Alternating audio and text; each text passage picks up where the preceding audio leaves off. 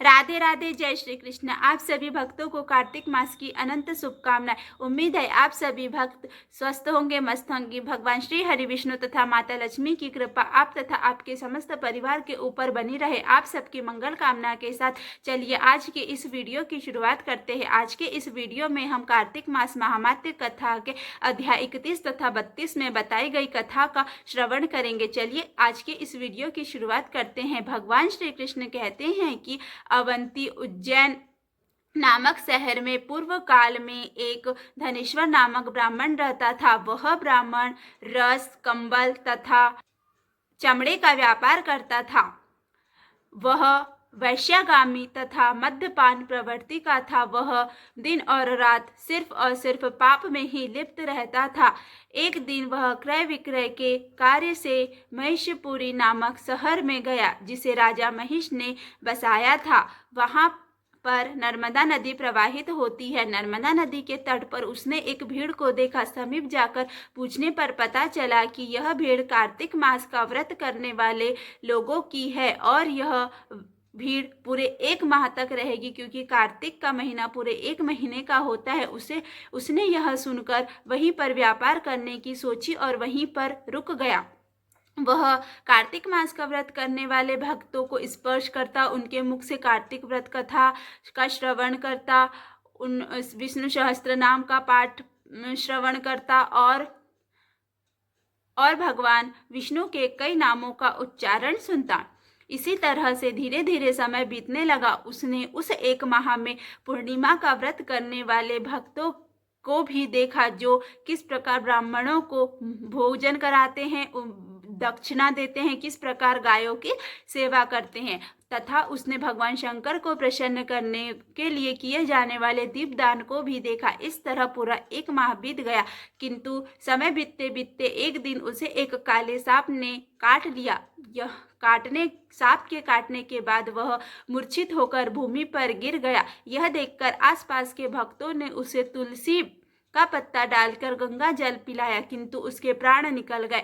जैसे ही उसके प्राण निकले, यमलोक से यमदूत आए और उसे कोड़े से मारते हुए यमलोक लेके गए। जैसे ही वह यमलोक पहुंचा, वहां पर चित्रगुप्त उपस्थित था। उसने इसे देखते ही कहा कि इस ब्राह्मण को तो घोर नरक में डालना चाहिए, क्योंकि इस ब्राह्मण ने बचपन से लेकर के अभी तक सिर्फ और सिर्फ पाप ही किया है। यह सुनकर वहां पर उपस्थित यमराज ने कहा कि इसे कुंभीपाक नरक में लेके जाओ। कुंभीपाक नरक में उस व्यक्ति को डाला जाता है जो सर्वाधिक पाप करता है। यमराज की आज्ञा को पाकर यमदूत ने ऐसा ही किया और धनेश्वर को कुंभीपाक नरक में लेकर तेल की एक गरम कढ़ाई में डालना चाहा। जैसे ही धनेश्वर को यमदूत ने तेल की कढ़ाई में डाला, कढ़ाई का तेल शीतल हो गया। यह देखकर यमदूत आश्चर्यचकित हो गए और यमराज के पास दौड़ते दौड़ते गए।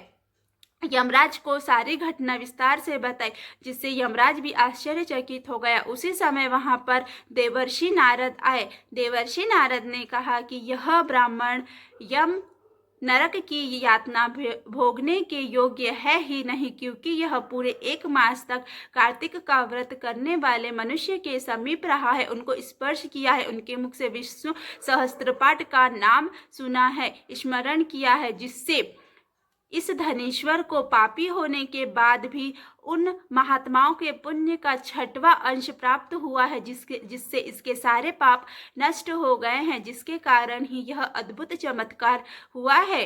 देवर्षि नारद की बात सुनकर यमराज ने धनेश्वर को मुक्त कर दिया। देवर्षि नारद ने धनेश्वर के लिए कहा कि यह तो सिर्फ नरक के दर्शन मात्र से ही इसके सारे पाप धुल जाएंगे। तब यमराज ने सेनापतियों को आदेश दिया कि इस धनेश्वर को तुम यमराज नरक के दर्शन करवा कर लेके आओ। तब यमदूत धनेश्वर को नरक के दर्शन करने के लिए लेके गए। थोड़ी दूर जाकर यमदूत ने धनेश्वर से कहा कि ये देखो धनेश्वर, यह तप्तवाचुक नामक पहला नरक है। यहाँ पर प्राणी देह जलने के कारण तड़प रहे हैं। जो मनुष्य भूखों को भोजन नहीं देता है, अपने गुरु, अग्नि, वेद, गाय इत्यादि का अपमान करता है, उनको लात मारता है, उन व्यक्तियों को इस नरक में भेजा जाता है।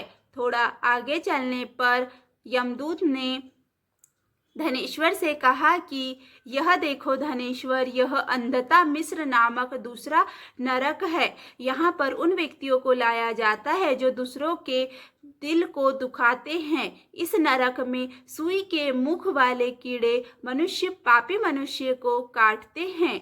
थोड़ा आगे चलकर यमदूत ने धनेश्वर से कहा कि यह कक्रेय नामक तीसरा नरक है। इसमें पापी मनुष्य को आरे से चीरा जाता है। यह 6 प्रकार का होता है। 2 प्रियजनों को अलग करने वाले मनुष्य को यहाँ पर तलवार से काटा जाता है। स्त्री तथा पुरुष को अलग करने वाले मनुष्य को कढ़ाई में डालकर पकाया जाता है। थोड़ा आगे चलने पर यमदूत ने धनेश्वर से कहा कि यह अर्गल नामक चौथा नरक है। यहाँ पापी मनुष्य चिल्लाते हुए इधर उधर घूम रहे हैं। थोड़ा आगे चलने पर यमदूत ने धनेश्वर से कहा कि यह कूटसालमली नामक 5वां नरक है। यह जो व्यक्ति पर स्त्री का गमन करते हैं, उन्हें यहाँ अंगारों की तरह कष्ट देने वाले कांटे लगे होते हैं। अब थोड़ा आगे चलने पर यमदूत ने धनेश्वर से कहा कि अब तुम यह 6वां नरक देखो, जिसका नाम उलवण है।